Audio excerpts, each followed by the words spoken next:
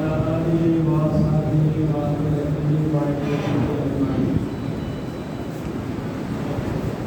শরীফের রক্তে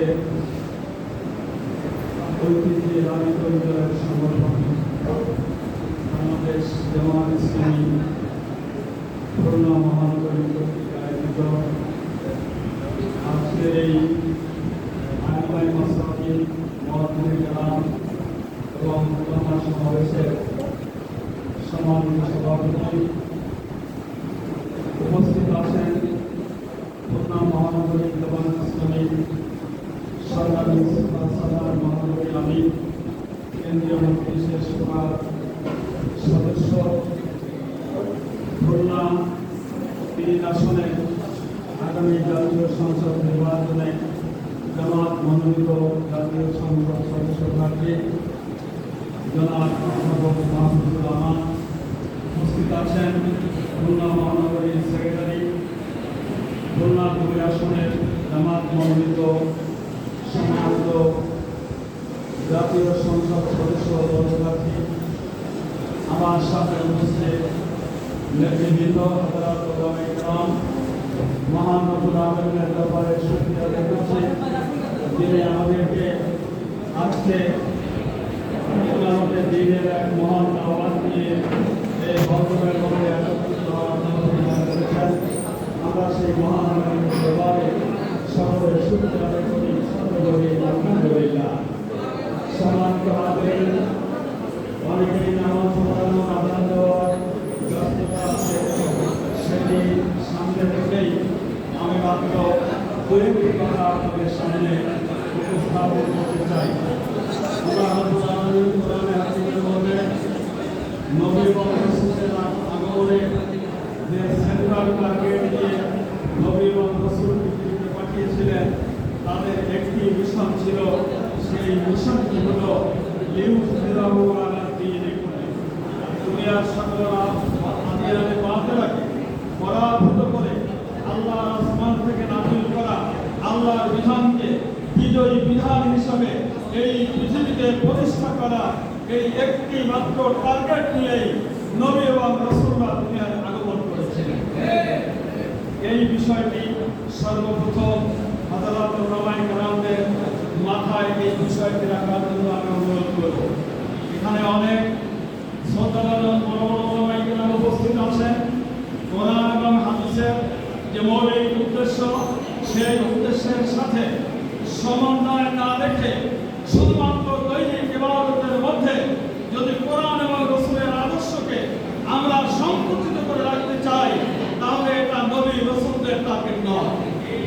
এই বিষয়টি আমাদেরকে আর একটু সারে সদর হয়ে প্রশস্ত হৃদয় নিয়ে আল্লাহর কোরআনের আহ্বান এবং আল্লাহর রাসূলের অ্যাড্রেসিংকে আমাদেরকে পুনরায় একটু ভাবার জন্য আমি আমার সহযাত্রী সহকর্মী ভাইদের দৃষ্টি আকর্ষণ করব।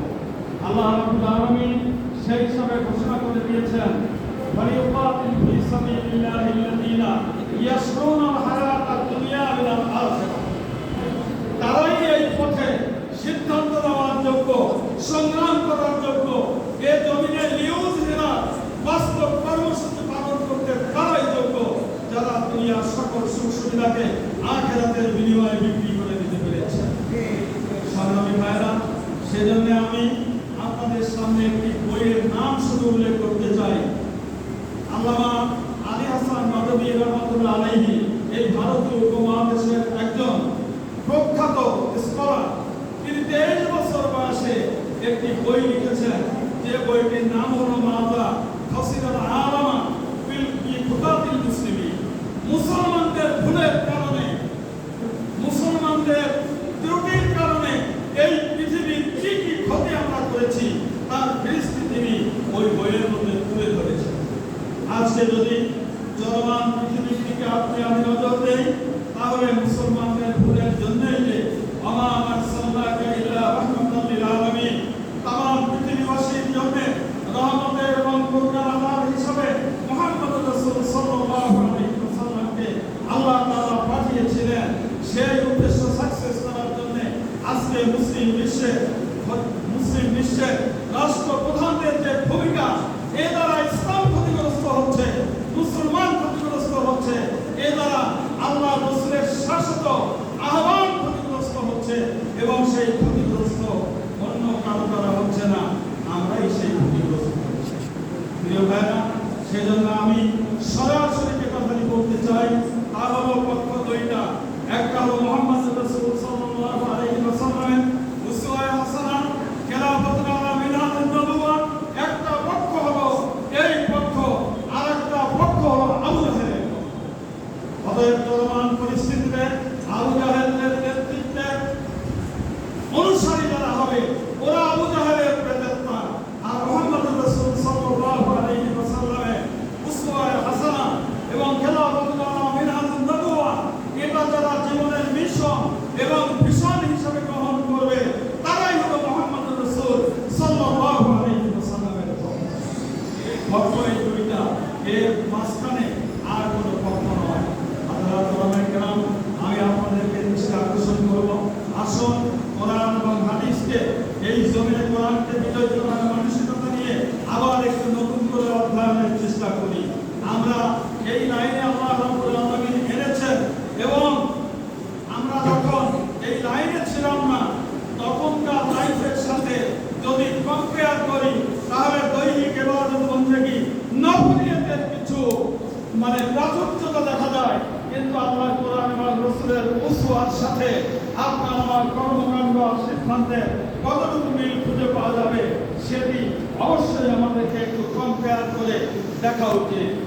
সম্মানিত ওলামায়ে কেরাম, সর্বশেষ আমি বলতে চাই এই জমিনে আর কোনো অনুষ্ঠিত হবে না, ভোট অনুষ্ঠিত হবে না, হক আর বাতিলের পার্থক্য সূচিত হবে গণতান্ত্রিক এবং নিয়মতান্ত্রিক একটা পদ্ধতির নির্বাচনের মাধ্যমে।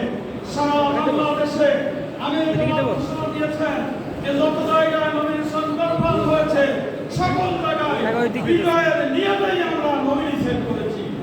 অতএব ওলামায়ে কেরামের ঐতিহাসিক ভূমিকা ইতিপূর্বে যেমন পৃথিবীতে ইতিহাস রচনা করেছে, শাহাদাতের রক্ত ঝরেছে ওলামায়ে কেরামের, তদ্রূপ আমরা সিদ্ধান্ত গ্রহণ করতে চাই আগামী নির্বাচনে যে যেখানে যাকে যেভাবে এবং ঐক্য হবে যাকে যেভাবে হবে আমরা সেই পক্ষে জোরালো ভূমিকা পালন করব।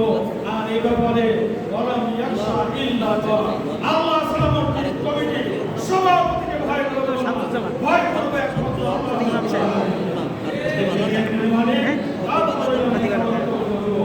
আমি আমার কথা দীর্ঘায়িত না করে আমি আমার কথা সংক্ষেপে শেষ করতে চাই।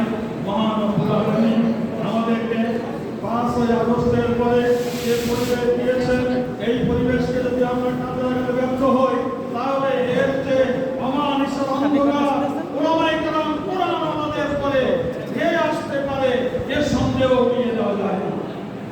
আসুন আল্লাহ যে বিজয়ের স্বপ্ন দেখি সেই অনুযায়ী স্ব অবস্থানে থেকে আমরা আমাদের উপরে দায়িত্ব গ্রহণ করি। আল্লাহ রাব্বুল আলামিন সেই তৌফিক আমাদেরকে দান করেন। আমিন।